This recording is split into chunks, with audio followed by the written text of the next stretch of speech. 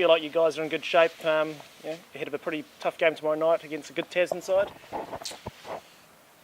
Yeah, we've trained well this week. We've obviously built a little bit of momentum since losing to Auckland going into this semi-final. So, the boys are confident, and just like you say, it's a very good Tasman team. And they've only dropped the one game all year, so should be a good battle and hopefully one that we can come out on top of. Why do you think Tasman's done so well this season? I mean, they've got good coaching personnel and probably a few good Crusaders players as well. Yeah, I think you've hit it on the head there. They've got some good coaches and they've got a lot of Super Rugby players, guys that have been exposed to that next level of footy, and when you play the Mitre 10 Cup, obviously it's that next step down that those guys are able to shine and obviously do their thing, and I think they've got a very good culture too. They're a real team, and they obviously enjoy playing with each other. Luke, when was the last time, I'm thinking possibly 2011, the last time that you got to play through a campaign like this and play playoffs football for Canterbury?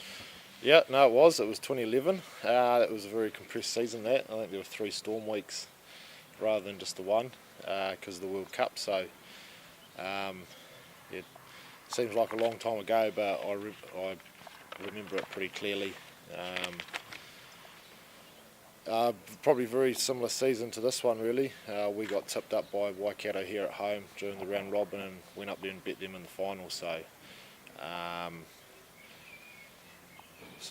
it's sort of something that we can sort of use to our advantage there a bit. And how enjoyable has this been for you starting and often playing 80 minutes of these games? Yeah, no, it's good. Obviously, any footy player wants to be out on the field, playing lots of minutes, and even though the sort of bench role is a specialist role these days where you've got to come on and add impact straight away, but I've really enjoyed obviously starting and playing a lot of minutes, and just able to get out there and get into my groove and play some good footy. In the event of you guys getting the job done tomorrow night, what's the status of your availability for a final? No, as far as I know, we're all good to go. So, obviously, if we do win, you'll be doing well to keep me out of playing in a final. So, look, what's it like playing against someone like White Crockett, who's been a teammate and a friend of yours for so long? Is that a bit weird?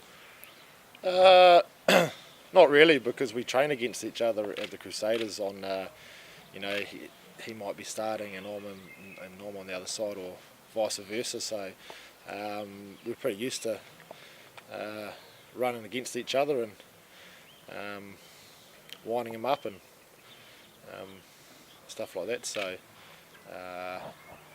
but no, I think it just makes the game that little bit more interesting when you got mates that you know so well on the other team, and you're always trying to get one over them. So I'm sure Croc will be throwing out a bit of chat on the field, but yeah. And on that note, so many people that you do know in that Tasman squad, does it make it a little bit easier to scout the team and prepare for what they bring to the field? Probably not, because there's so much video these days of every team, and you watch every game and you can watch every little bit. It's coded right down to the smallest detail. So any sort of team you can get that in-depth look at, but I guess knowing what their sort of personal traits are in that, I guess that helps. But yet they'll know that about us too, because obviously if we know them, well, they know us. So it probably sort of cancels each other out there, I'd say. A little bit more of a sad note. I mean, there's been the news about Nasi Manu this morning. I'm not sure if you've heard about his news. No, I've seen something briefly on there, but you might have to give me. I've seen you have. He's been diagnosed with testicular cancer. Just wondering if you want to. I'm sure the Canterbury boys will be banding around him. Someone who's a legend around these parts of New Zealand.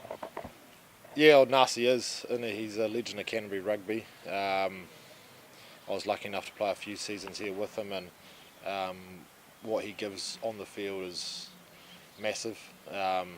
He gave 120% every single day, and off the field was such a good team man. everyone loved being around him. You know, he was always laughing, smiling, and joking. So to hear something like that has happened to him, you know, not just my thoughts, but the thoughts of the whole Canterbury rugby community surely go out to him and his wife and their little baby. You know, it's a tough time, but I'm sure with the support that he's got in that, he'll get through it.